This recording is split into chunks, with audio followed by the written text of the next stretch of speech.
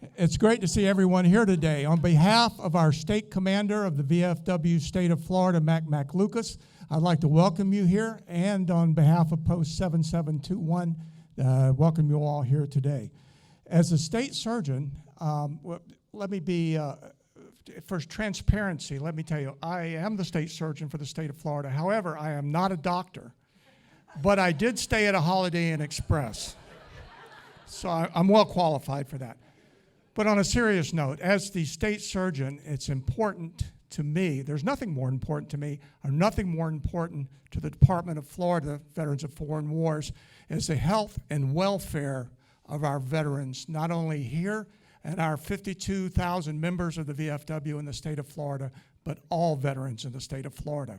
We're looking forward to this presentation, and I will tell you that the state of Florida VFW is wholly supportive and behind this effort here in Collier County. I'd like to take a minute and introduce some of our VIPs here. Some of them you've already met today, and but we'll introduce them again. First, a congressman that's a friend of the veterans, not only here in Southwest Florida, in the state of Florida, but across the country, Congressman Mario Diaz-Balart.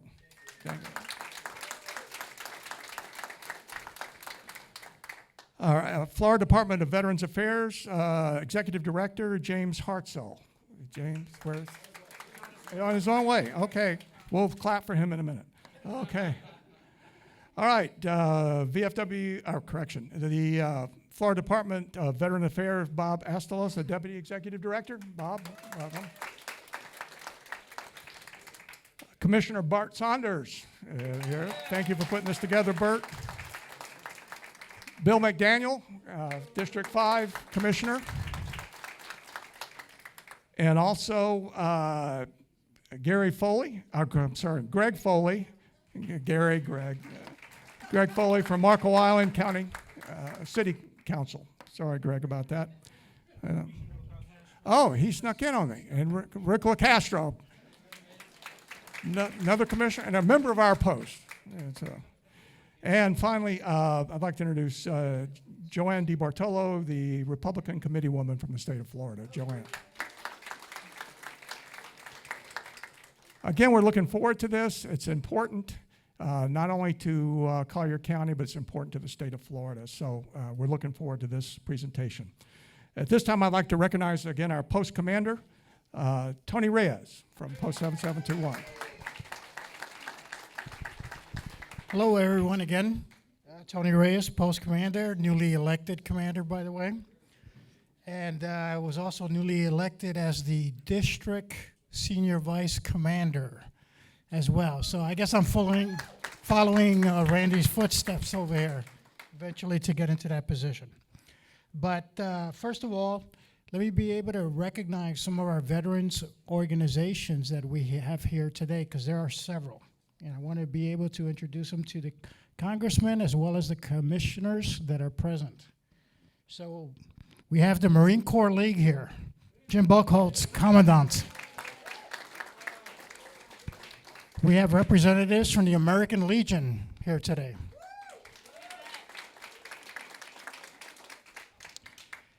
Members of the Submariners are here today as well. The Ave Maria Veterans Association is present here as well. Veterans of Del Webb Naples is here today.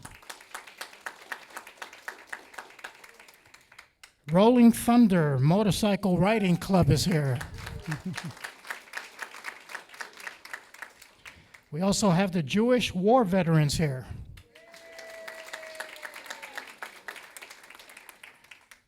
Korean War veterans here. Navy League representatives are here. Marco Island American Legion is here. And last but not least, the Collier County Veterans Council is also present in here as well. I don't know if I missed anyone. Aval is here. Vietnam era veterans. How can I have missed them? Yes, sir. Association of the United States Army, folks. Richard. Military Order of the Purple Heart. American Gold Star Mothers. Blue Star Mothers Gulf Coast Chapter.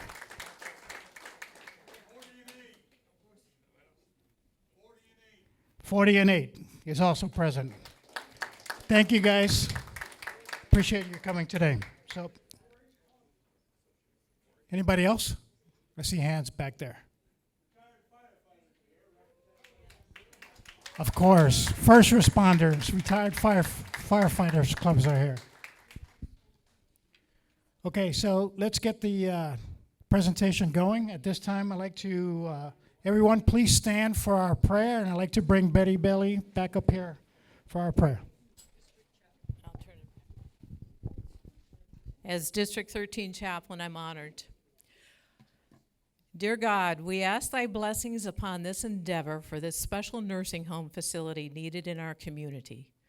We pray that your hand will be on all actions needed for approval of funding and construction of this special place, which is needed to support all of our veterans.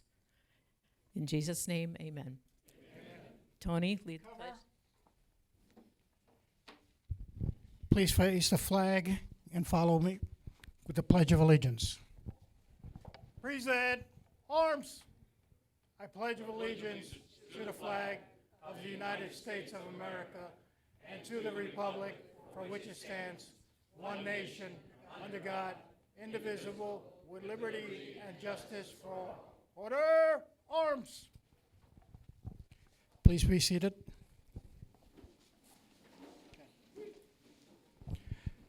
At this time, it is my pleasure to bring forward the Commissioner of District 3, Burt Saunders.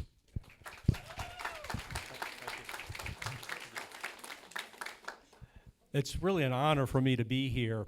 I know at most meetings we'll say, are there any veterans in the house? Please stand up. And I'm going to do that today. I'm going to ask, are there any veterans in the house? And if there are veterans in the house, stand up and be recognized.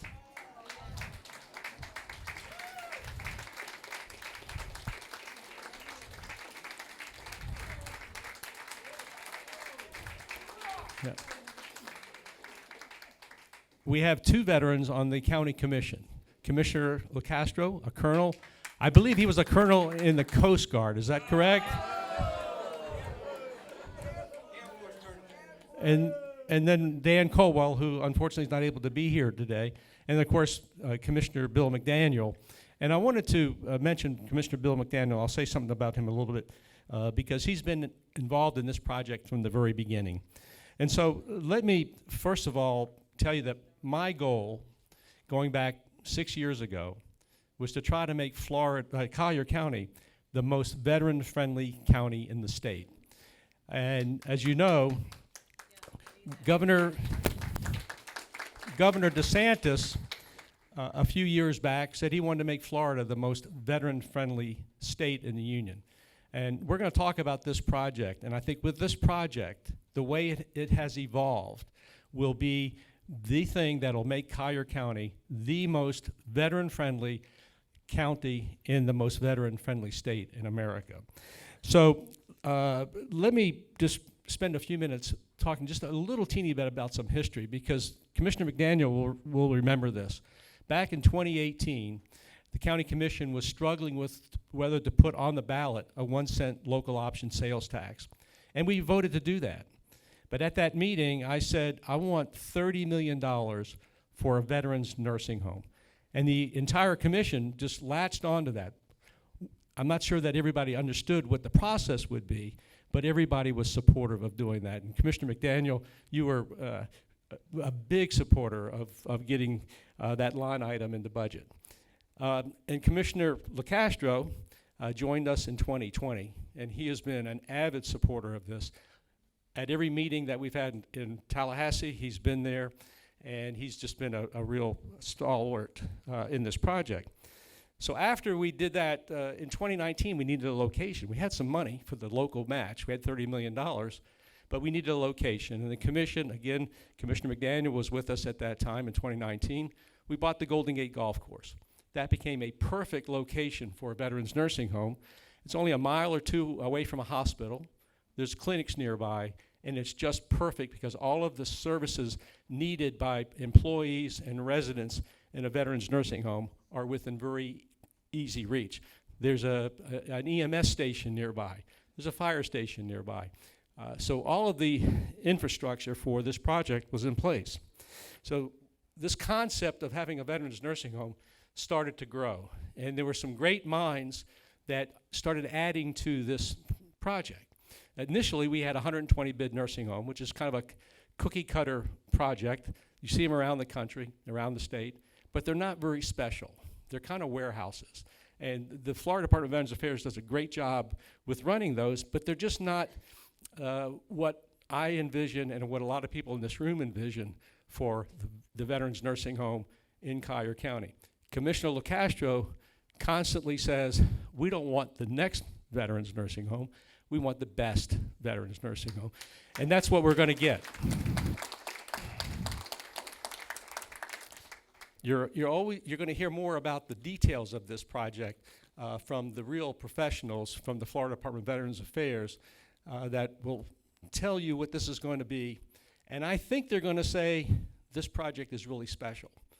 And I think they're gonna say their presence here today is indicative of the fact that this is a very special project. Well, we also had other people that were involved in kind of developing what this concept was gonna look like. Dr. J.B. Holmes is here. He was instrumental in helping us come up with ideas on how to make this project even better than what I envisioned back in 2018. And there were other people. John Mullins from our staff, I think he may have left. Oh, he's back there. John Mullins, from the very first minute of this project, has been involved with every aspect of it. He had weekly meetings with the architects and the engineers that were designing this. And without his help, I can tell you things would have dragged on a lot more slowly than they have. So where are we now? We have $50 million in the bank. The county commission, McDaniel and LaCastro were part of the commission. We voted to add $10 million to the $30 million we already had. That got us to $40 million. Senator Pasadomo happened to be the Senate president. I said to her, we need $10 million more money. It's in the budget. So we now have $50 million in the budget, and we have the location, 20 acres of land over at the Golden Gate Golf Course. It's a perfect location for this. And so I want to introduce our speakers, but before doing that, I want to say to the veterans in the room, we wouldn't be here talking about this if it wasn't for your sacrifices. From the bottom of my heart, I want to thank every veteran that has sacrificed, that has been willing to risk their lives to make sure that we're free, to make sure this country remains free. And it's just something that I feel very passionate about. And I want to do what I can to honor you and the other veterans in Collier County. We have 25,000 veterans in Collier County, most of which I think at this point are Vietnam veterans.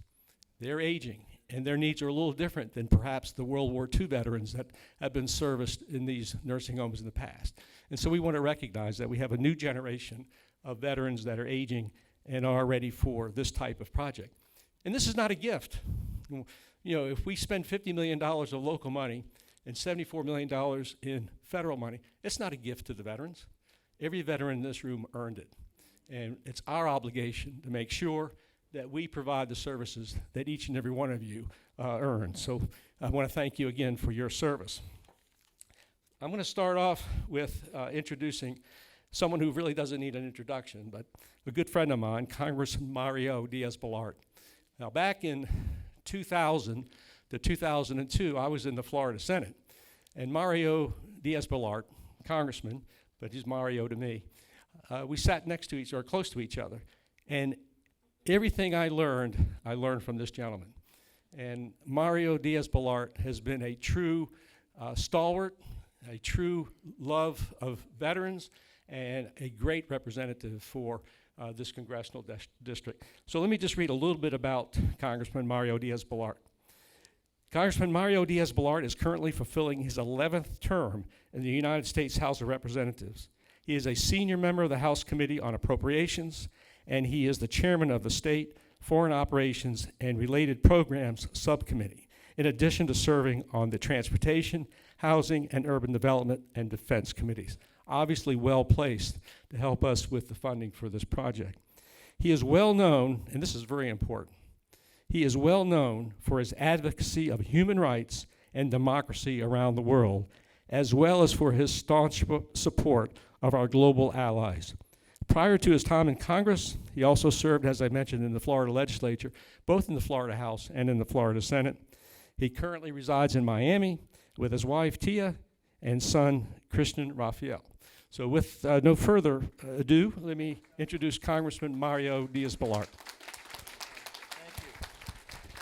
Thank you so much. I will, you've already heard from me a little while ago, so I'll try to be brief. I do want to, so many amazing patriots and heroes were mentioned, and rightfully so. There are two that were already mentioned, but I think it's worth mentioning them again. Gold Star Mothers and Blue Star Mothers.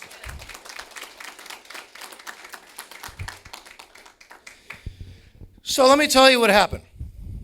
I have a record of getting things done in Washington, in that crazy place it's Washington, right? And it's really, I'm very proud of the fact that I am among the most effective as far as reducing wasteful spending. But while doing that, I am not apologetic about getting money to the area that I represent. And you can do both those things. That's what families do and businesses do every day, right? They prioritize spending. And so I've got a pretty darn good record of doing that. And so I one day recently go to the county commission. And I actually was presenting some federal money that I'd gotten down for law enforcement and other things. And lo and behold, when I'm there, they tell me, hey, Diaz-Balart, thanks, but we have something we want you to do for us. And that's when I hear, and then by the way, they had also then sent me a letter, but that's when formally these commissioners say, it is a huge priority for us, they tell us, it's a huge priority for our community, and it is, in essence, what will be, I think, the most impressive, state-of-the-art, almost a one-stop center, right, for veterans here in Collier County. And as you heard from the commissioner, it's the third largest, I think, population of veterans is in this county, And so you all know the process in Washington, right? I mean, there are part of it is we're going to need to get money from the administration through grants, and obviously those grants have been applied to by the state already. And this is what happens when you have folks working together, real people working together. And obviously I've done letters to support those grants, and we're going to continue to push the administration to do the right thing. I'm talking about the administration in Washington to do that. And I feel good that they'll do the right thing. If they do the right thing, then that money's coming. There's also a separate part. I'm asked, well, look, I need you also, the commissioner, Saunders, and the rest of the commission says, we've got a $9 million hole that we need to fill, and can you help us? So I didn't go to Congress and to the appropriate. There's a separate part, which is the part that Congress controls, which is a very small part of the funding, but that's a part that I've been very effective and unapologetically so, of while cutting unnecessary spending, making sure that we get our fair share here, because we pay taxes here. And so I think what I was asked to try to see if I could get was $9 million. So I started that process immediately. I think pretty soon, the next few weeks, the bill, the appropriations bill, these are the only things that become law in Washington. Everything else is pretty nuts. This part is nuts too, but this becomes law. I didn't ask for $6 million. I'm asking for the full $9 million. And though I can't make promises yet, I'm pretty confident that when that bill is finally filed, which is going to be the House position, which then, of course, you know, we have to go negotiate with the Senate. And then we have to get the White House and negotiate with the White House. But that'll be the formal position. I'm pretty certain, if history is any guide, and the fact that working with these individuals, we've been able to get money before for key issues, I'm pretty certain that we're going to get, again, I didn't ask for the 6, I asked for 9, the full funding. Can I tell you that I'm going to get the 9? I don't know. Can I tell you that I'm going to get the 6? I'm not a betting person, but if you are, don't bet against this team. We're going to get that money. We're going to get that money. So thank you all. Now, all of this is possible because, you know, what you're seeing today with the commissioners and the elected officials, it's crazy, right? We actually get along. We work together. We don't agree on everything, but you know what we do? We sit down and we work together and we get things done for this community. And last thing I want to mention about that, as the commissioner said, the senator said, you know, we serve in the Florida Senate, so I still call him senator. What he said was that, it's true. I am unapologetic about, as I mentioned before, about reducing spending while trying to make sure that we get our fair share here. I chair the subcommittee that deals with everything having to do with foreign affairs. And so, can I give you a little secret here? When people, and you're going to hear it, well, Diaz-Balart and others, how you guys you're going to try to cut spending and you're going to still trying to get this money? I've already found the money. You know who doesn't need the $9 million? The United Nations. You know who doesn't need the $9 million? UNRWA. So without making any promises, working together, I'm very confident that because we have such a strong team, we're going to get this done. And in all the years that I've been working on these issues, is there something more meritorious than to, as the commissioners have said, making sure that Collier County is the friendliest, the most welcoming place for veterans in the entire country? Is there anything more meritorious than recognizing and helping and being able to serve our veterans? I don't know if I'm supposed to say this or allowed to say this. Hell no. This is the kind of thing that I'm proud to be part of. Thank you all for your leadership, for believing in this country, for standing up for this country. And again, because of you, this is the greatest country in the history of the planet. And now we're going to be able to, hopefully, God willing, with this team, we're going to be able to deliver a really, really nice thing for our veterans, for all of you, for the future of this amazing country. Thank you all. Bless you. And thank you for allowing me to spend this time with you.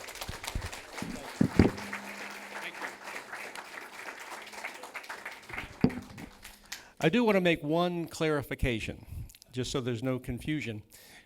When we developed this project and we picked this 20-acre location, my thought was this could be a campus for other veterans services. And that's when we came up with the idea that there's a vacant building adjacent to the golf course and almost next to where the nursing home is going to go. And that's going to become our Veterans Community Center. And Congressman Mario Diaz-Balart, when he was talking about the $9 million, that's for that project. And with that funding and that project, all of the Veterans Services offices, different organizations will have a home so that veterans throughout the county, when they need something, they have one place to go. They don't have to go around the county. There'll be one place for them to go.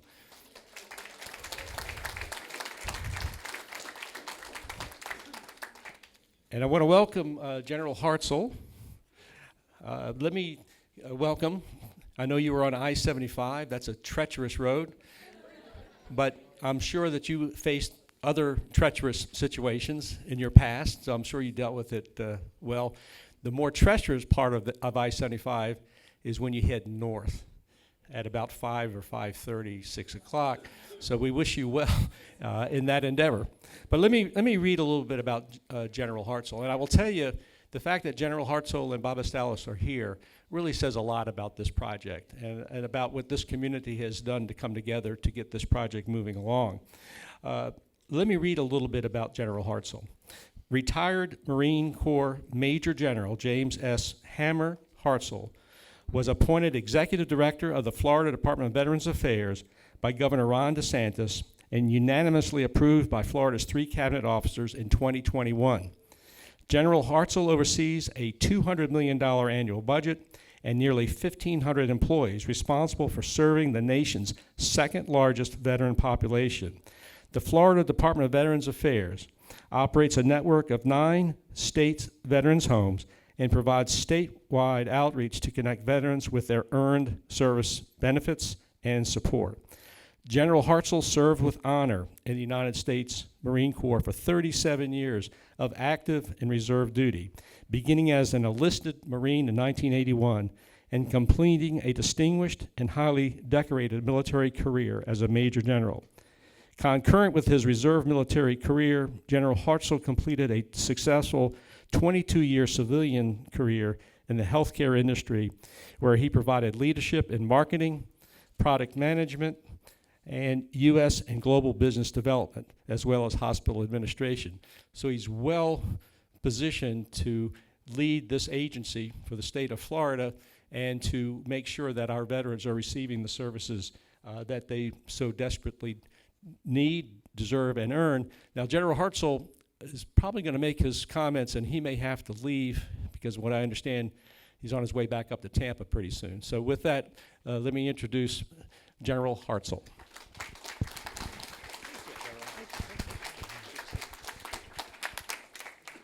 You give an old Marine a microphone and just stand by in the back. Sorry, all right? Normally I use my raise 3 boys voice, but I'll use this, okay. All right, so I guess get out of the way now. For all the Marines who are here, Semper Fidelis. All right, yes. And I say that because, as he said, 37 years, it was an honor and privilege. I signed up to do 3 as an enlisted Marine, made Lance Corporal, and I was really motivated. I could hide from the company gunny better than any other Lance Corporal in the Marine Corps. But I volunteered before every other Lance Corporal in the Marine Corps for the company gunny's working parties. Why did I do that? Because I was motivated. So I have a connection to this part of Florida, a very special connection. And I don't know if the commissioner even knows, and I think I've told him before. Personally, Pelican Bay Boulevard, there used to be a business called Health Management Associates, HMA. They hired me, and I moved back to Florida. That's how I got back here in 2007, all right? I was in the reserves at the time and just kept getting mobilized, and was blessed to do it. But I used to come down here quite a bit because this was our headquarters, and leaders like headquarters. So I was very blessed to be able to do that, and I worked up around the Tampa Bay area. In 1955, there was another Marine who used to drive across Alligator Alley from Opelika Field, Florida, where he was stationed.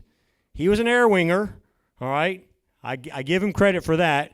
But when I asked him, I said, what did you like most about being in the air wing? He said that BAR they used to give me, the Browning automatic rifle they used to give me, because that's what his job was as a rifleman, all right? But he predicted weather. He used to leave over there in Opelika Field to drive over here on Sundays to preach. They paid him to preach. So he came over here to preach. He also said there was a great place that had all-you-could-eat chicken. All right, so he loaded up his car one time, 1955, loaded up with a bunch of Marines. They came over, and they ate all the chicken, and they were asked not to come back. True story. 1955. In 1958, that Marine met my mother. That was my dad.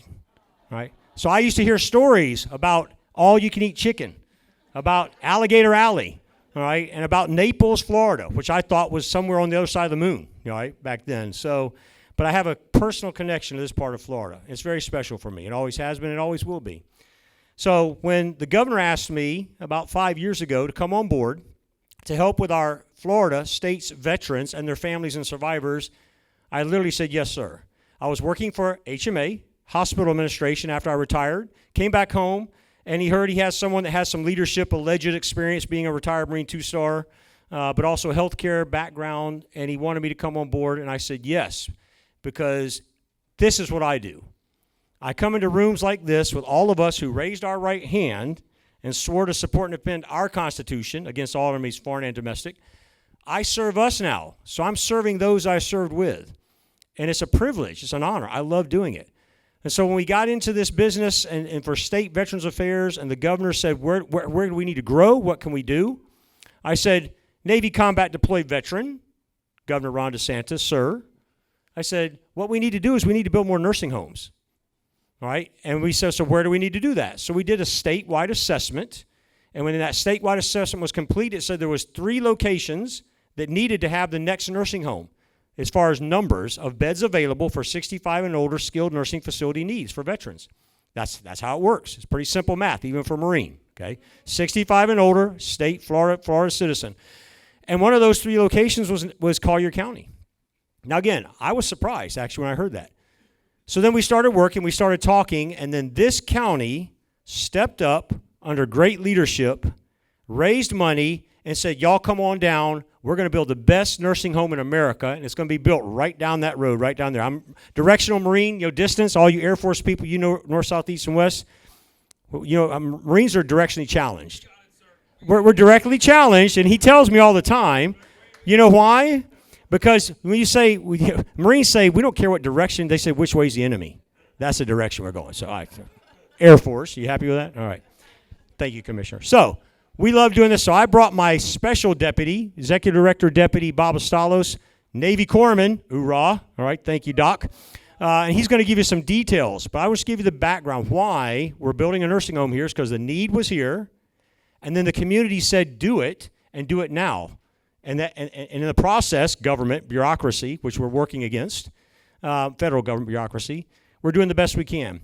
But if we hadn't had the support here, it wouldn't be happening on the timeline that it is. So again, for the leadership here and for the veterans here and this VFW post that's here, you're going to be close to this nursing home. I need you to visit. I need you to go down there and sit with a veteran and talk to them. Don't let them sit there alone. Their families may not visit. We have 9 other nursing homes. It breaks my heart every time I go and I see a veteran sitting in a corner by himself, staring at a wall. Don't let that happen here. And this community is the type that doesn't. That's why I'm happy we're building a home in Naples, Florida. Hoorah.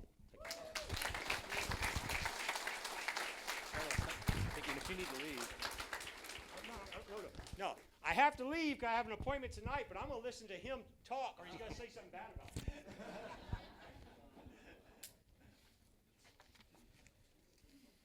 We're also very pleased to have with us Bob Asztalos, and I want to read a little bit about his resume, and he's going to present some of the details of this nursing home. But before he does, I want to say just a couple things about making sure that veterans in this home are able to get together as a group, and also with their families in a setting that really is more inviting.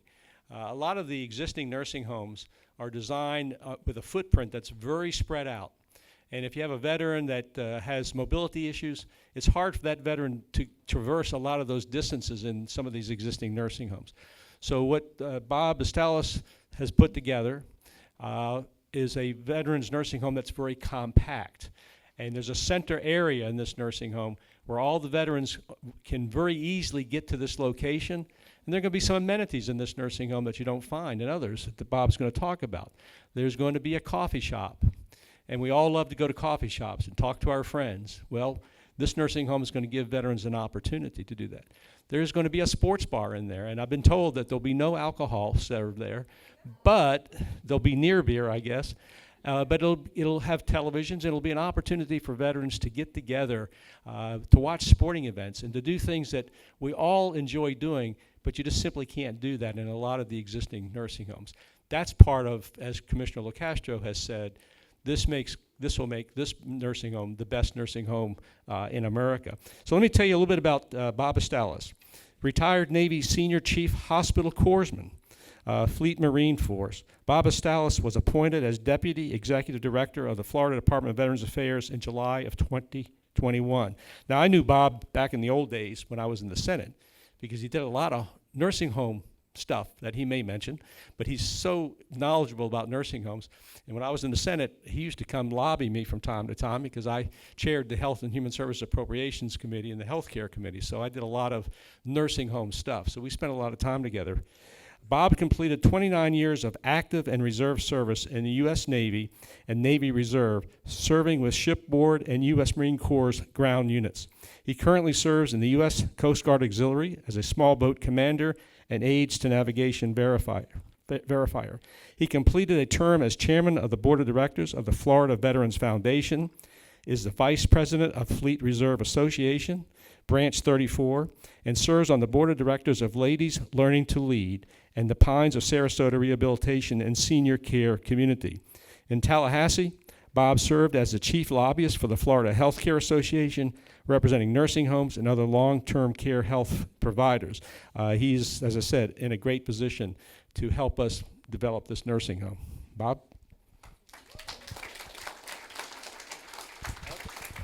This is my corpsman, y'all. This is my doc. All right.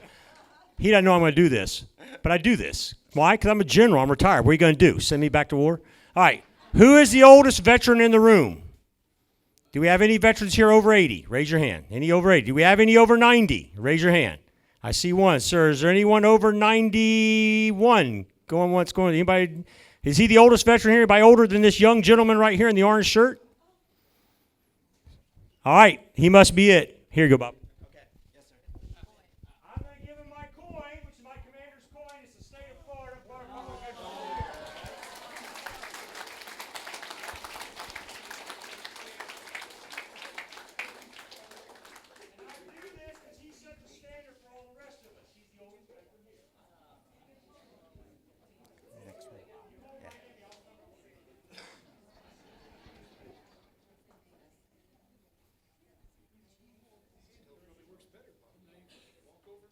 Yeah, that's exactly what I'm going to do.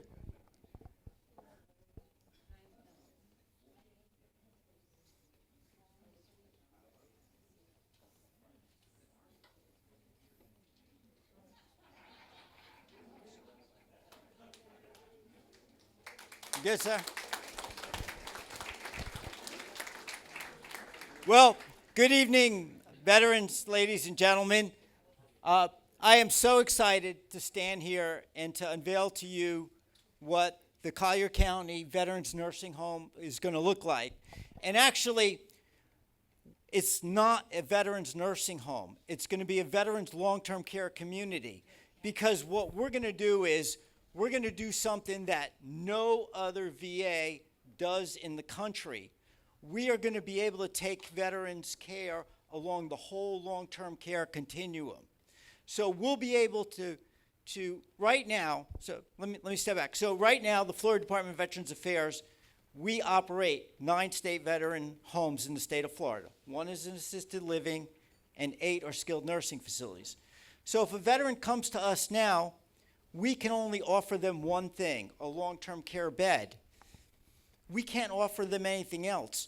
What we're going to be able to do here is to offer adult daycare, to offer outpatient rehab, to offer skilled nursing beds, to offer hospice care, so that we could offer the most appropriate care and keep veterans in their home longer. And that's what we want to do. And that's what the beauty of this model is. And so this model right here will be the first in the country that combines one community, one building, with all these services for veterans. And that's what we're excited about. So it's going to be on the old golf course on Collier Boulevard and Golden Gate Parkway. As Senator Saunders says, it's 20 to 22 acres, depending on that dog leg up here.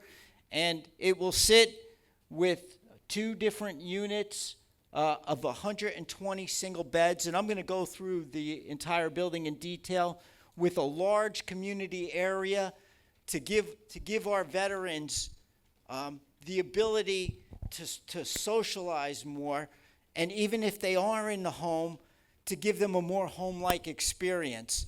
And then we're going to have outpatient rehab. We're going to have adult daycare.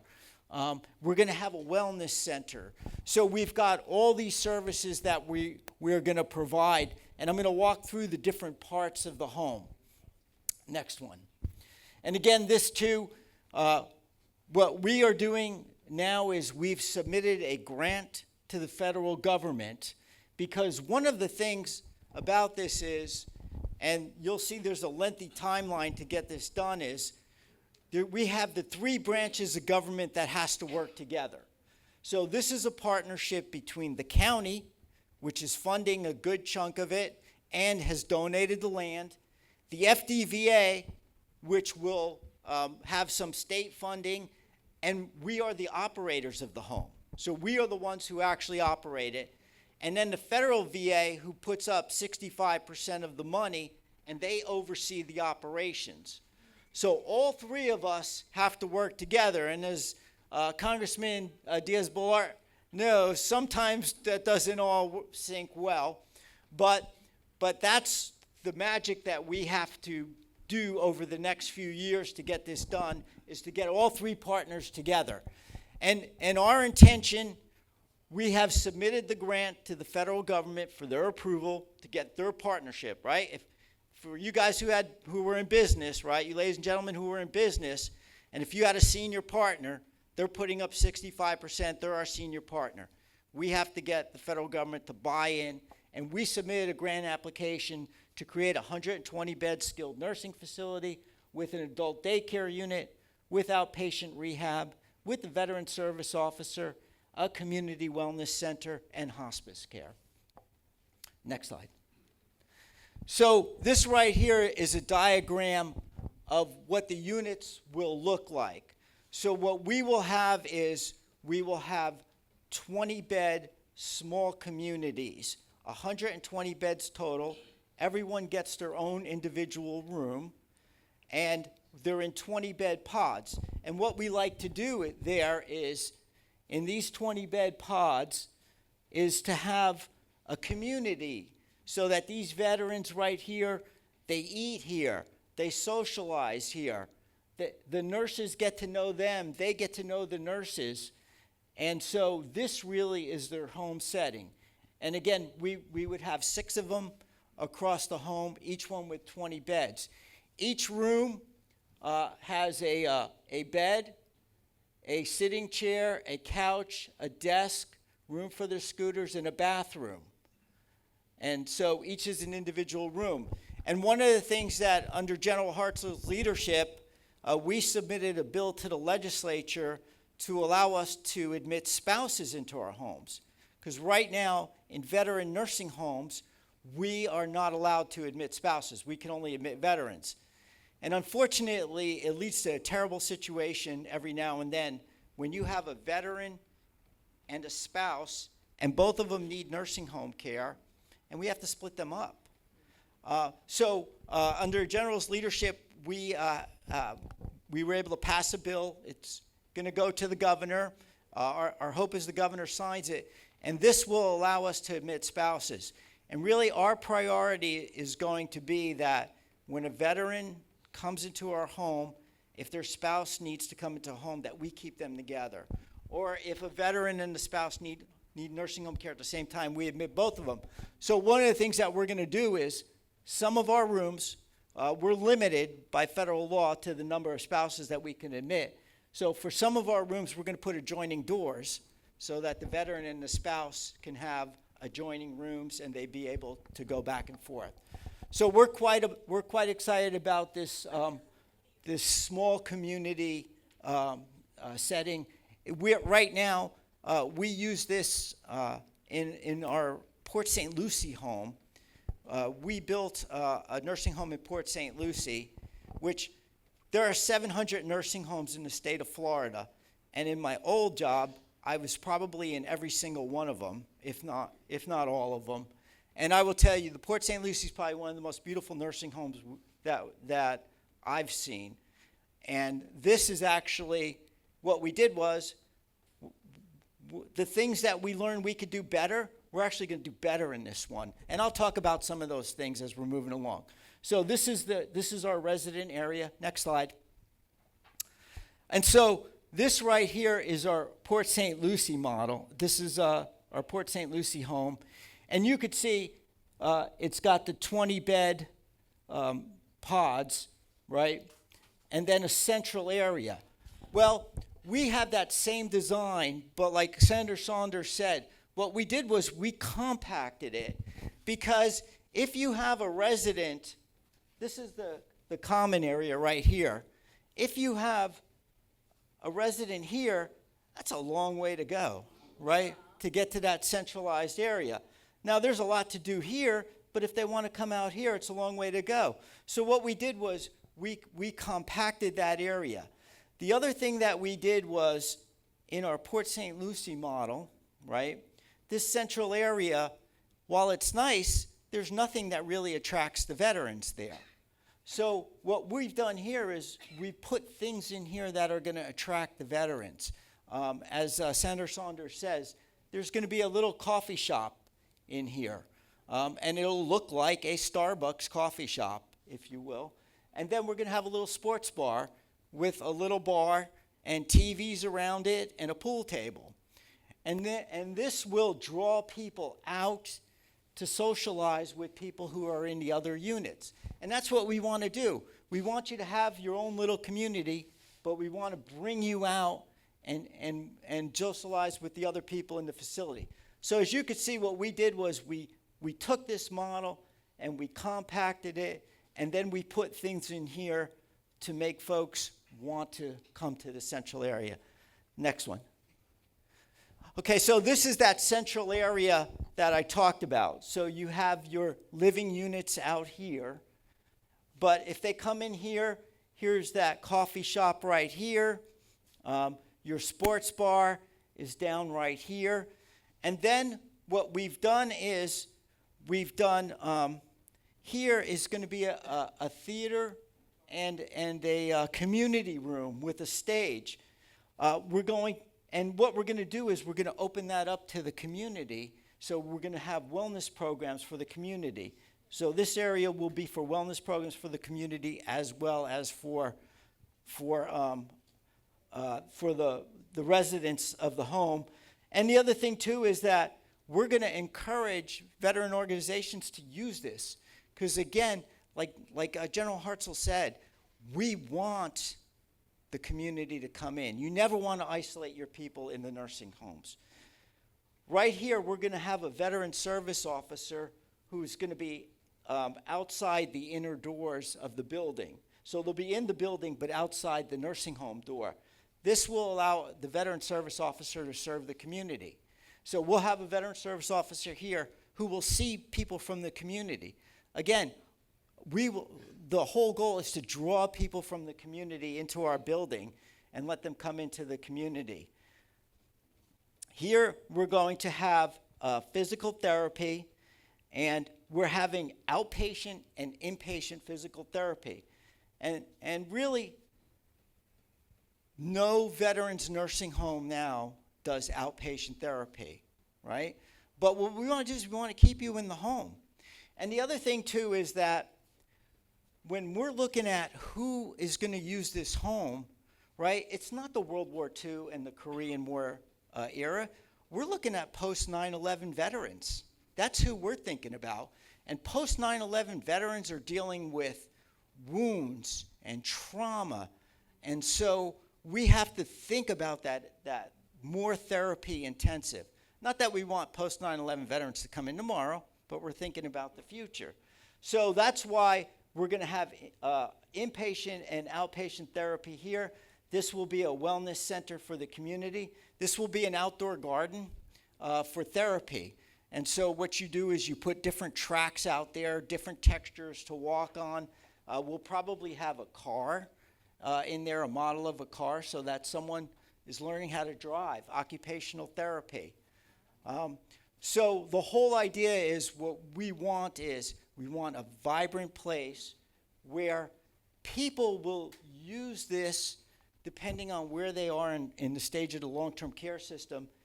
And maybe one day when they need to come into a bed, it's not such a scary place because they've been here for therapy. They've been here to the wellness clinic. They've seen the veteran service officer. So we are excited about this central area right here. Next slide. This right here is going to be the first veterans nursing home that has adult day health care attached to it. And again, what this is going to allow us to do is if a veteran comes to us, right, and they don't need a long-term care bed, but the spouse needs some respite care, or maybe the veteran just needs a little bit of assistance during the day so that they could stay in their home, we're now going to be able to offer that. So what this right here This is a parking area right here, and this right here is adult day health care. And so we'll have multiple rooms, individual rooms, activity rooms, dining rooms, occupational therapy rooms where they teach people who have had strokes how to reuse their hands to open cans and work in the kitchen and all that stuff. So we'll be able to do 40 veterans at one time. That doesn't mean 40 clients only. That means up to 40 at one time. And again, people they don't do adult daycare every day of the week. So we'll be able to get multiple veterans in this. And so we're excited about it. And again, that's why this isn't a nursing home. I mean, this really is a long-term care community. And we are quite excited about that part. Next slide. So the cost of this project, I'll tell you what, I've seen a lot of nursing homes built, but South Florida, you guys got some prices on building down here. I was like, whoa. I had to check these a couple of times, and I kept calling John Mullins. I'm like, John, are you sure? Because, I mean, you know. So the total price, so we have submitted 2 grants to the federal government that we need funding on that Congressman Diaz-Balart is going to get us the funding for. And but there are 2 grants, but they're for one building. The first is for the 120-bed building. It will be $114 million for the total cost of this building, of which about 75 million will come from the federal government. So you can see they're our senior partner, right? And they're going to have some say in how this works. $10 million right now is coming from the state of Florida, and then Collier County has put up $30 million for the skilled nursing facility. And so that is the total cost of it. Next. Then we're also going to do the adult daycare wing of this building, and that's a $10 million cost, of which Collier County collected through your efforts through the 1-cent sales tax. They have put up the full amount, which is basically about $10 million, which will fund the adult daycare. And so that part's already done. The legislature is committed to doing this, and this is what was in the General Appropriations Act that the governor is going to sign, which basically allocates $10 million, and it gives FDVA the authority to move forward with the project. So once the governor signs this, we'll have $10 million to start it. We'll have the funds from Collier County to get it going. And then the legislature says, start running with it. Next slide. This is a letter which is hard to read from Governor DeSantis, which directs General Hartsell to be in charge of this project, and I'm his backup. So this is our governor's commitment to get this nursing home done. And so this is where the governor basically said, General, march. And so we're marching. Next slide. Timeline. So this is the timeline that we're looking at, and this is a general timeline from our experience. So April 15th, we put in our applications to the federal government. We also, the governor should sign the budget hopefully soon, which will give another $10 million. We have to submit more information on August 1st, which we are collecting. And then what happens is the VA creates a list of projects that they've approved to go to the legislature, to the Congress to fund.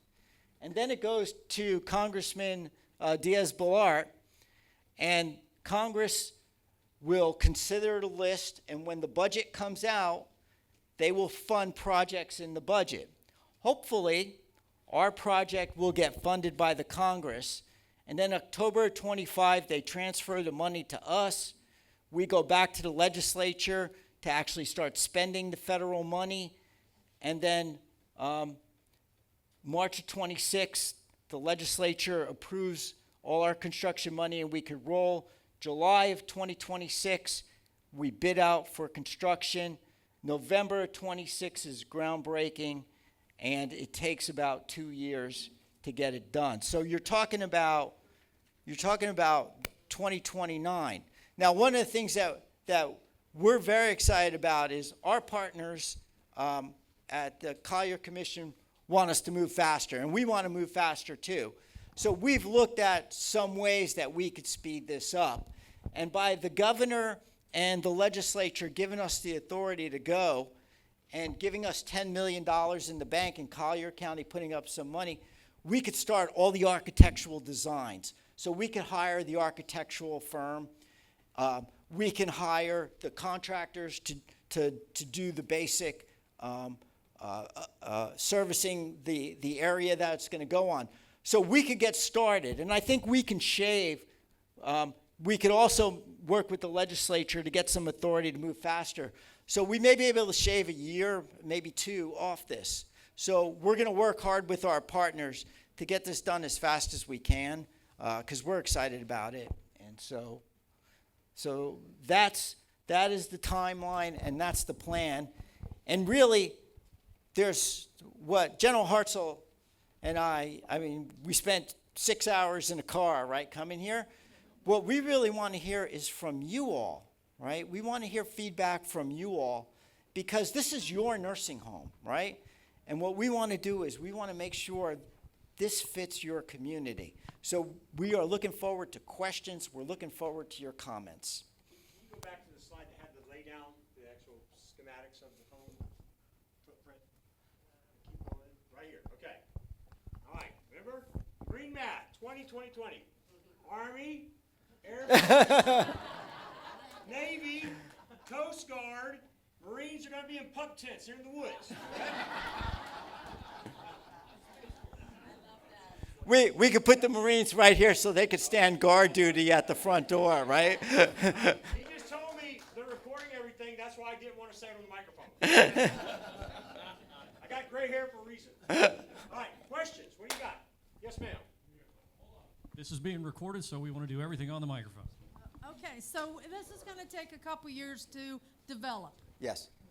We can't get a project done in a couple months without the cost doubling because of inflation. Are we going to have the funds for this at the time we want it done? You know what? That's a great question. Thank you for asking that. So one of the things that we built in there was in inflation increases. So what we did was working with John and the folks at the county and the people who build things down here, because you really are a unique area. I mean, you guys cost a lot of money down here.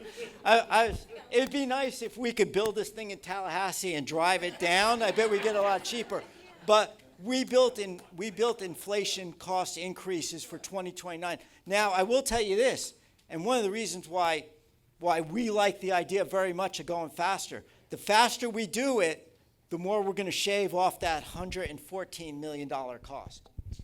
Again, honestly, 5 years ago, pre-COVID pandemic, the cost for this same building was a lot less. We just built one in Port St. Lucie. We forecasted for it 5 years before COVID, though. It was about $70 million. Beautiful home. But things have gone up. Cost of materials, labor, everything. You all know. So that's why it's costing more. So people say, wait, there's no way it's 114. We had to put in what it could cost, and we're going to work hard to make it not cost that much. That's our plan, okay? So, yeah. Yes, sir. Right there. Uh-oh. It looks like it's a Navy question. Here we go. You're right. Other than offering letters of support, which a lot of the organizations have done, and tongue-in-cheek, when you designated all those different areas, I've been involved with other projects where you've asked as part of the process that there's fundraising specifically for different rooms, like the Navy room, the Marine room, to try to bring in some personalized identity to that. And is that something you're going to incorporate at some appropriate time? Bob said this is a community-connected home. It's not a facility. It's not a hospital. It's a home. When I put my father, who's a Marine, into a nursing home, it was a home, a nursing facility. It was in Tennessee. I wish I had him here. This is the place I wanted my dad to go. But he passed away last year. But we all have those people. So, yes, there's going to be that community connection. We have an artist right now, 93 years old, over in our Port St. Lucie home. He was our first resident. He's literally an artist. He does paintings for every resident that moves in. Sir, did you serve in the Navy? What, did you serve on the Lexington? He draws a picture of you on the Lexington. It's amazing. It's amazing. So, yes, we're going to have community connection. Absolutely.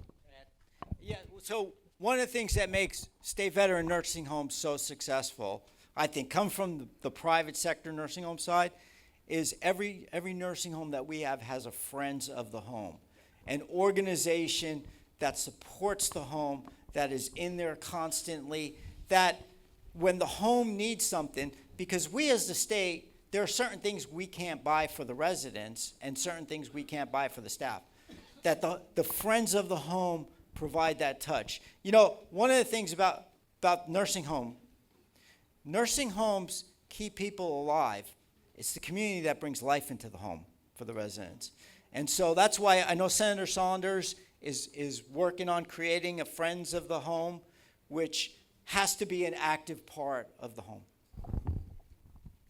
So, question: what's the average cost per key that you were experiencing before your nursing homes, not including this one, cost per key? If you had a 120-room nursing home, what's the average cost per key? Second one is, for your Marine section, are you including free crayons? Yes, yes. And then people always talk about his question was, are we going to have free crayons? Getting the light here. We're going to have free crayons for the Marines. You know what? I love it. What service were you in, sir? I love it when the Army says that, all right? You know why? Because when I went to war in Iraq in 2004 and people were sending us crayons as a joke, I'm not kidding, they did. You know what I did with those crayons? I gave them to the kids. And the next time I came through, the kids told me, don't go that way, there's an ambush. You keep sending those Marines those crayons. I told my Marines, stop eating them, give them to the kids, all right? So cost per key. So you mean per room? I'm not sure what that is. Okay, cost per key, I don't know.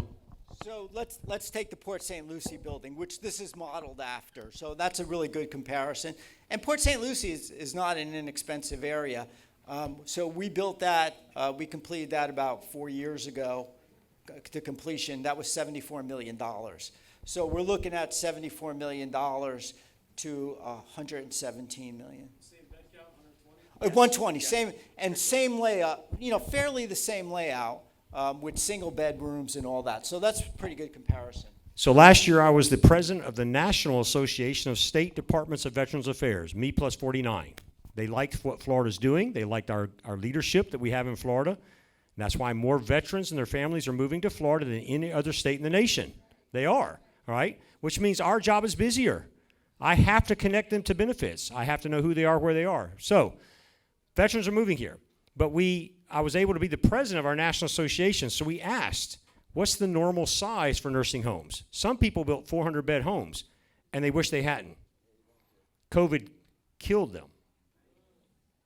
We did not have that battle here. We won the COVID war in our nursing homes because I had great staff that knows what MOP 4 means, all right, full kit, all right, and we did it. So very thankful for that. I just want to say, again, having been that president of that association, I asked about nursing homes. We have more now than any other state in the nation. We do. And I said, has anybody else had a local community pay the 35% state's cost share? I couldn't find one single occurrence. This is the first place that I know of that the local community is paying the state's cost share for the home. Give yourselves a hand. Give yourselves a hand.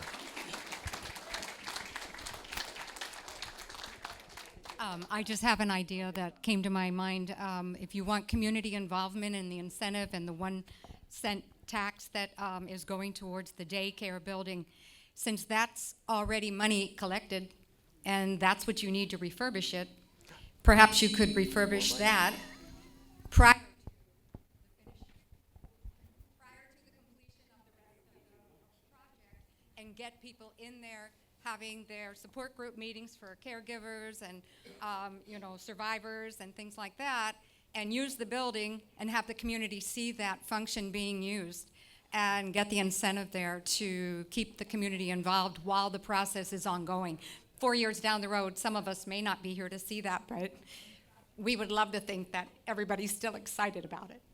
That's a great suggestion. Again, that's what we're talking about, community involvement. I love that, and we're going to do that. Let me just tell you something else, all right, because he knows he'll tell me to shut up, all right. at our Port St. Lucie home, again, our most recent home, you reinforce success. Military leaders, you reinforce success with your reserves, right? At that home, when I went and visited, because we opened our next wing that we had, and it's filling up quickly, wonderfully. We're very blessed in that. I walked in and I saw the new wing where the first resident was rolling in. His eyes were excited. His family was with him, and I felt so good seeing that. And when I walked into the room, I wanted to check the room, Commanding General's inspection, right? Walked in, and on every bed, at the foot of every bed, was a quilt that had been made. And I was like, oh, that's really cool. And then I realized, wait a minute, that quilt's Army, that quilt's Marine, that's Navy, that's a Coast Guard. They found out, the local people found out who's coming, and they made quilts by service for a warm quilt for them to have. And then they have a place to put the picture of their family, and they'll quilt that in. What an amazing, that's community, all right? So do that here, all right? Thank y'all, all right, good. Next question. Awesome. Yes, sir. And just one more thing in Port St. Lucie. So what they've done now, and they're the first ones to do this, they've created a shroud for us that when a veteran passes away, it's a shroud, it's the American flag and the service emblems. And we lay that on that veteran, and we have a ceremony where we walk the veteran out, we roll the veteran out of the building. But it's a beautiful shroud. And again, you'll never see that in a private nursing homes. That's what makes us special, and it's that community involvement that we have to have. Question, sir.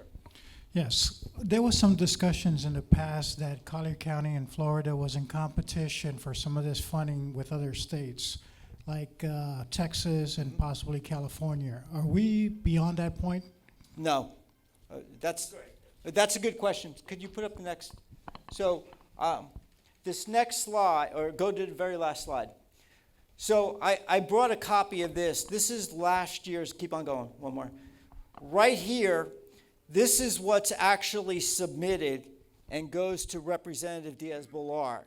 This is a list of all the grants that have been asked for from the VA from all the different states. And so these are put in different priorities. Now, last year, there was basically about $1 billion in requests, and they only funded $171 million. Now, our understanding is this year there's going to be a bigger pot of money. But if you look over here, there's going to be some construction money for new homes, which is this right here, this priority. We think, based on the other states that are putting in, that we will rise to the top of this new construction list.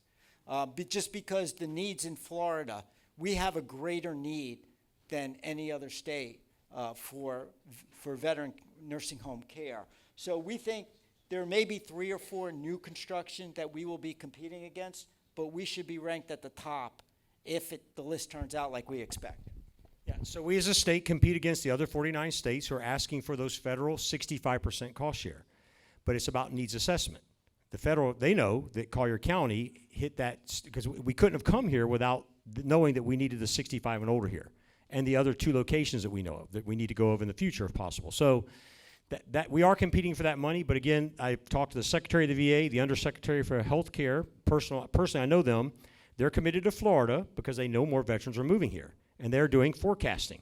So that's why they're building new clinics, they're building a new hospital. I've been to 3 ribbon cuttings of new VA clinics. These clinics are 175,000 square feet. That's not a clinic, that's the size of a hospital with all the services. The VA is putting that, and there's no state cost share for that. So they do know that Florida. So we're at a good place, a good time, and we're going to continue to have veterans move here. Now, if veterans are bailing on Florida, like another state on the other side of America, why would the VA spend $65 million to build a facility there? They're not stupid, right? So they're not going to. So they're going to invest where they know the veterans are. So that's why I have to connect those veterans to benefits and keep that bell ringing that we got them coming. Good question. Other questions? Yes, sir. Right beside you. Oh.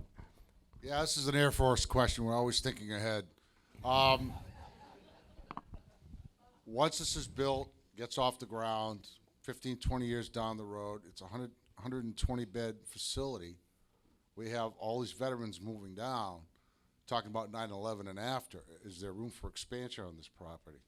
That's a great question about expansion. What we have, other states have done, they build 2-story buildings, 3-story buildings, and they wish they hadn't, okay, because of elevators and other issues they've had, safety issues. So in Florida, as you well know, because of the hurricane that came through, we don't go up. We'll go this way. And because of the county has given this footprint that they did, visually, for Marine, there's green space that we could grow if we had to. But that would be a whole nother project from the federal government request in competition with everybody else.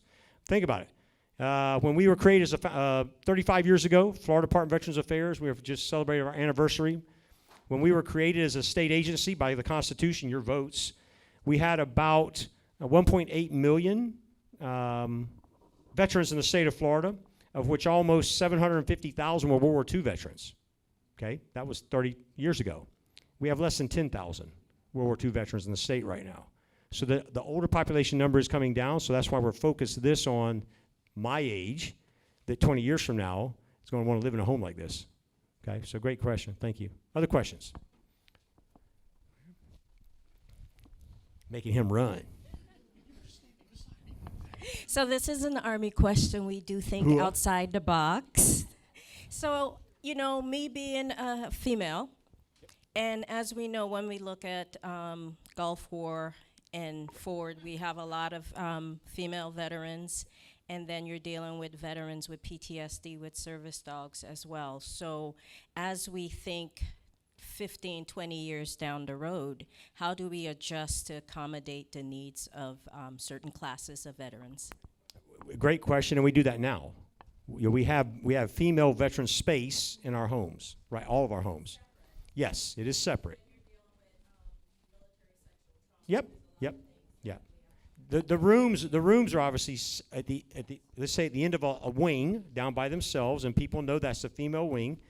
And we have therapy dogs in the homes right now, and we have therapy cats. Coast Guard, therapy cats, I guess. I don't know. All right, yeah.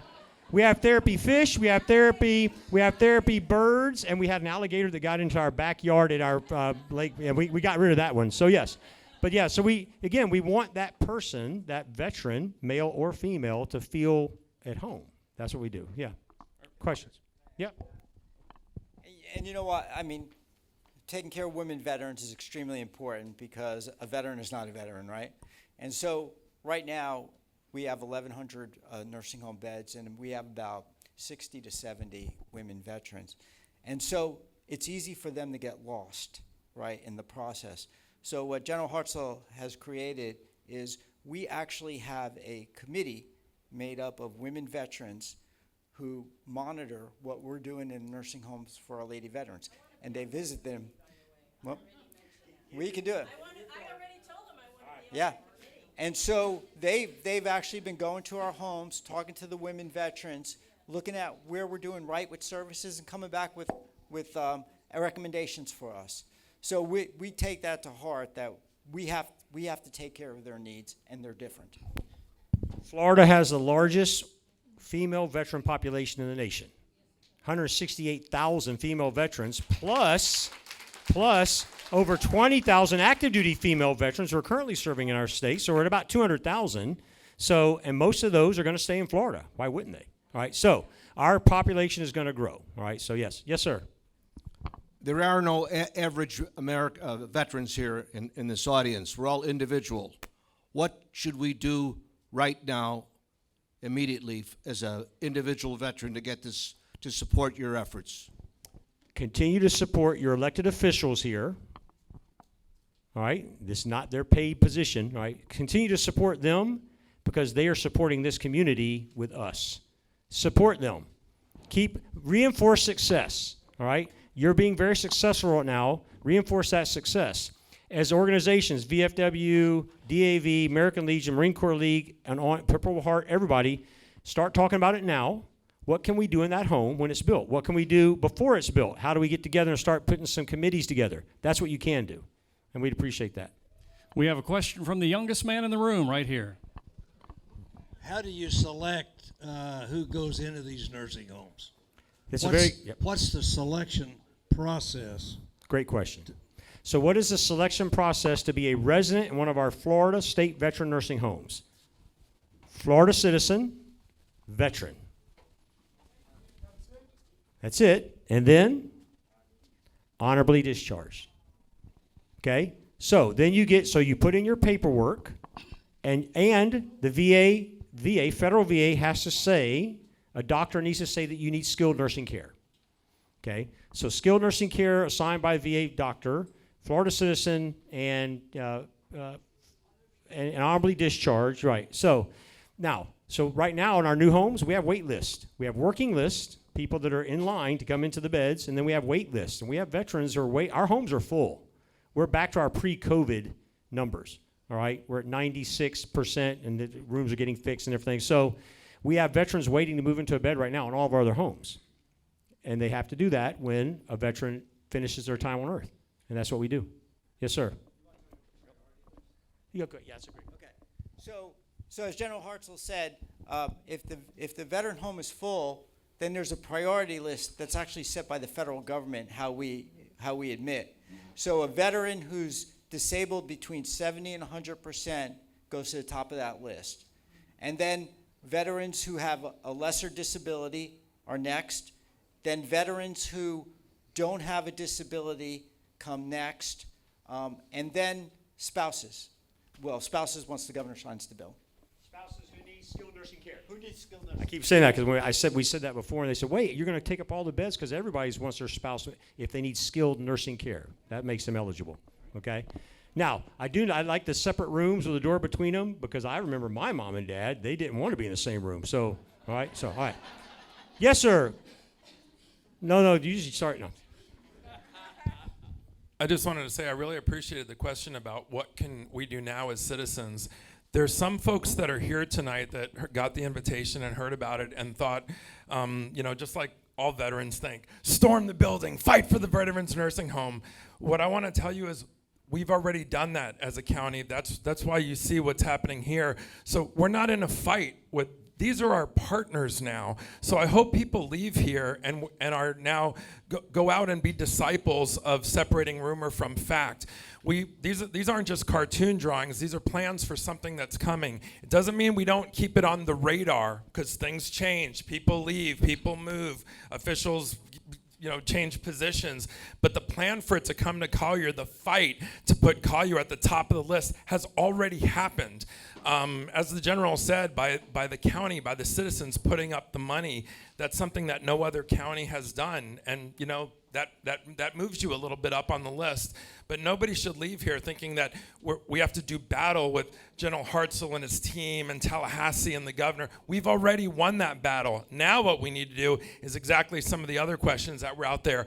Be brainstorming on how we can make this better. We've already done that as a group, and the drawings you're seeing here, this isn't draft 1. This is like draft 21, where we have been brainstorming, led by Commissioner Saunders and Commissioner McDaniel, who have been doing this from day one, and we already have such a much more improved ideas to get the best nursing home.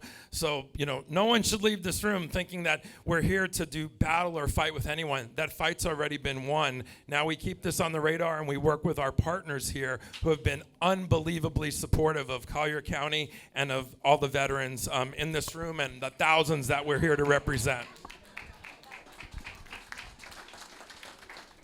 I was there when we hired him at Health Management Associates. He's a great leader. Thank you. Got a question right here. Okay. Right back here, Mr. Holmes. I'm sorry. Marine Corps years, bombs. Yep. Cost? Okay. Yes. It depends on the veteran status. So if a veteran is between 70 and 100% disability, the VA pays the complete cost of care. If it's less than that, a disability, there is a copayment that we base on your income needs. We'll never charge a veteran more than they can afford to pay, but less than 100%, 70 to 100%, there is a copayment. And from my experience looking at this nationally, it is much less than what my dad would have paid to go into a civilian nursing home. Commercial, much less than private care. Yes, sir. Good afternoon. Thank you for being here. My name is Holmes, Dr. J.B. Holmes, husband of Army nurse Dusty Holmes. Army nurses are angels with iron wings. But I do have a question that probably goes to the congressman, the good congressman. Congressman, what can we do to help you obtain the funding from the Department of Veterans Affairs for this, for the Florida VA nursing home? Yeah, Thank you. Thank you, Commander. A couple things. That's why I wanted to make it very clear that there are different components of it. You've heard about that. On the federal level, the state has already, and with all of this that you've already heard, has already applied for these 2 grants. That's a process that is basically the administration, and once they do their part, eventually it'll get to the Appropriations Committee. How do I say this kindly? Just like I believe that after January, we're going to be able to lower inflation. If you understand where I'm going, I feel confident that because of the work that the county and the state have put in, as you've already heard, I feel very confident that now we're going to see some good progress. The part, again, that is now strictly Congress, I already mentioned that you'll see that bill filed, that appropriation bill. That's not going to be my bill. That's going to be the chairman of that subcommittee's bill.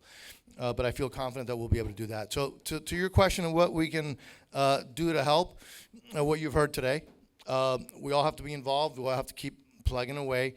But I think what the commissioner said is very true. And I want to mention this. What your county elected officials have done has never been done. Think about that. And so I will tell you, these folks have done an amazing job. JB, I feel pretty comfortable and confident that the administration will do the right thing and that we'll be in that process. I feel comfortable and confident that through the appropriations process, we'll be able to do that other part. And if that doesn't happen, there's always a change possible in January. All right.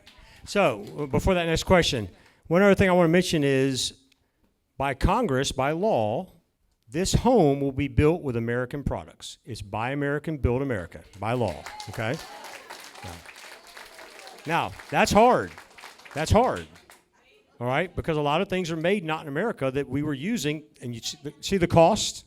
The cost went up because some of that's Buy America, but that's okay. I'd rather be bought here, all right, and built here. So, yes, sir, you have a comment or a question? Okay. I just want to add on to the co-payment. You know, we veterans, we're blessed to have the VA system for long-term care because the way Medicaid works, right, the private sector, I don't know if you're all aware, but basically most people come to a nursing home in Medicare, which pays up to 120 days, and then basically you have to spend down all your assets and all your income to about $2,500, and then Medicaid picks in and pays that. For veterans, though, the VA care is different. So what happens is if you're a veteran of 70 to 100%, the VA pays it all. If you're less than 70%, the VA does not look at assets, right? They don't look at your house, they don't look at your car, they don't look at the assets that you have in the bank. They only look at income. So we base the co-payment based on income after you're still able to take care of your spouse. So it's a much more fairer system than the private sector. And we as veterans are blessed to have that long-term care system. You stated that one of the qualifications was a Florida resident. Yep. Is there a time frame? Because they're going to find out how awesome this place is, and somebody's going to move in a month before they need care. Is there a time frame that they have to be a resident? There's a time frame. I'm a Marine. Had to be pretty simple. Florida resident, 1 day.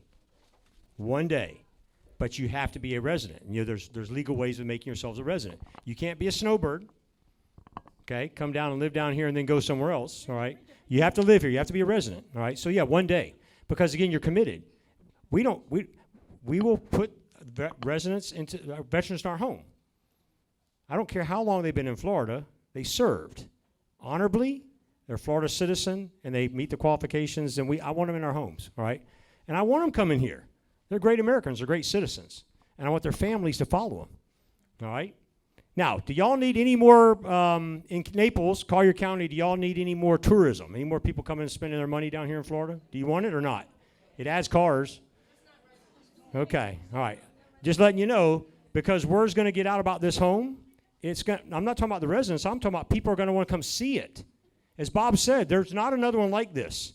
People are going to come here when they know that their parents or husband, wife, someone's going to have to go into home. They're going to come and look at this one, and we're going to be the envy of the other states because they're going to have to build one like this.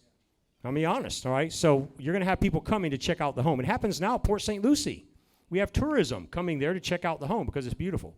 So, commissioners, more tax dollars just for y'all. Okay, right. So, all right. One more question. Yeah. Yes, ma'am. Let's say that I qualify as a veteran. Who's going to feed me? Who's going to feed you?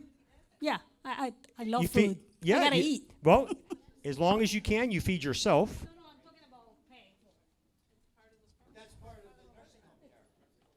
Yeah, there's cafeteria. Yeah, he didn't mention there's cafeteria. Meals. No. Yeah, it's room and board. Yeah, room and board. Yeah, so yeah, everything's included. Even the health care that you get from the VA, doctors, all that is included there. Okay, yeah, so it's a good question. Coffee is for free. Coffee's for free. And I'll tell you what, our food in our nursing homes. So if you look at an average nursing home, right, you're about $6, $7 a day is what they pay on raw food. We're at $12 to $15. Our residents pick out what food that they eat, which you don't see that anywhere else. So believe me, our residents eat very well. It's better than the hospital food, except for the one he used to run. All right, he did. He had a good job. So, all right, so I'm going to drive back to Tampa. So, Commissioner, I hope the traffic's fine. I know it's a mess coming south because of my driving down here in a hurry, but all right. But I'm going to head back. But thank you for asking the questions. You're the community. Stay engaged, okay? General? Thank you. I got a few closing remarks, if you can hang loose for just about another couple minutes. And Bob Asztalos is going to stay here and answer additional questions. We do have a couple other elected officials that I don't think were recognized. We have Crystal Kenzel in the back, and Tom, clerk, and we have Tom Mosier, school board. So I just want to thank them for being here. So a couple things, and this is something that I want to pass on to Bob Asztalos. I've gotten emails from people that have said, do we have to call this a nursing home? And it obviously is a nursing home for federal funding. But I'm going to try to get us to change the name to a Veterans Long-Term Community. Sounds a lot better, so hopefully that'll be the name of this project going forward. In reference to the Veterans Community Center, there were some questions about, can you go ahead and get that project moving? And the answer is yes. If we're able to get the $9 million from Congress with Congressman Mario Diaz-Balart's efforts, once we get that funding, I think that building can be occupied within 18 months of getting funding. So that'll be a very quick project. It's an existing building, needs to be rehabbed, and that'll be a very, very quick project. One of the other things that was mentioned is the Friends of the Veterans Nursing Home. I formed this organization probably 3 or 4 years ago. Got about 120 people that are on it. But I formed this because I want to have an organization that promotes this project. So what I would encourage you is, if you want to be on that list of veterans and other community members that support this project, let me know. You know how to get a hold of my office. We'll put you on that list of the Friends of the Veterans Nursing Home.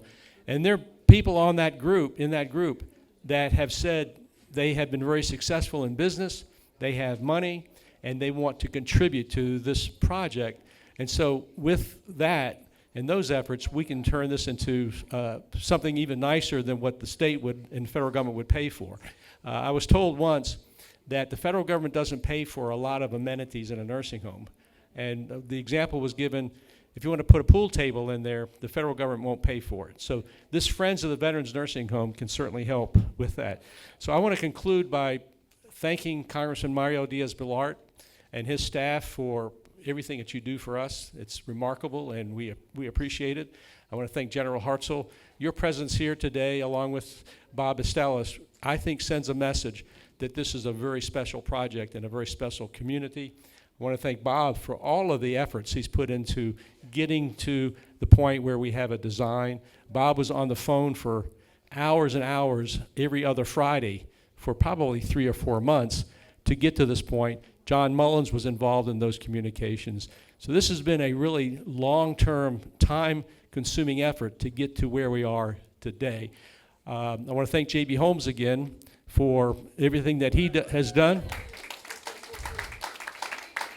And again, I want to sincerely thank all of the veterans that have made living in this free country, living in the best country in the world, the best country ever in this world. You have made it possible for us to live here. And from the bottom of my heart, I thank you. JB has his hand up, which I think means he wants to say something. I want to thank everyone who came here this morning, the commissioners, the congressmen, and people from Tallahassee. I'd like to ask Dr. Grego here. Dr. Grego, please stand up. I would like to have him in this with a... Perfect. Come on up, and I'm going to turn this over. Before he prays, come on up, Chaplain. 1.43 million veterans. That's who I'm accountable for in Florida. 1.43 million veterans and their families and their survivors. Everywhere I go, I find out something that I didn't know, but I'll never forget. This 80-year-old gentleman right here was an American POW in Vietnam. All right, he was there for 5 years. Sir, welcome home. Welcome home.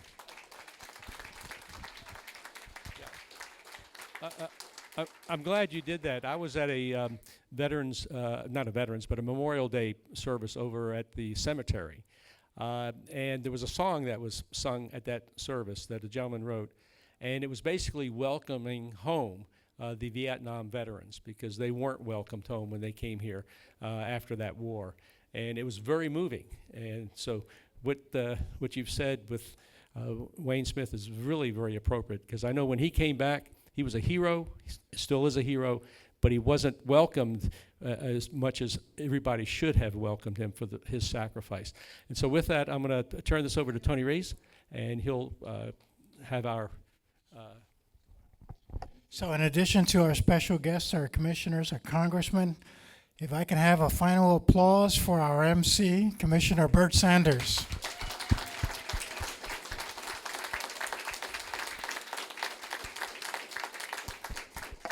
Thank you very much, and now I'll turn it over to the pastor. We join together in prayer. Dear Lord, what a valuable gift that you have given us in the veterans and their actions and service to this country. It is important to remember as we think of God, family, and country, those values that we have and those that have defended those values fervently, some giving the ultimate sacrifice as we recognize this past Memorial Day. We ask, dear Lord, that you would bless each of us gathered this day and may this project be pleasing in your sight.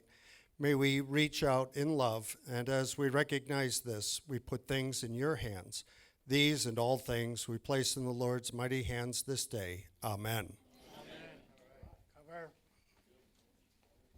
Again, thank you everyone for coming. Thank you to JB for putting together the Congressman and Betty Bailey for putting together the Burt Saunders briefing. Thank you all.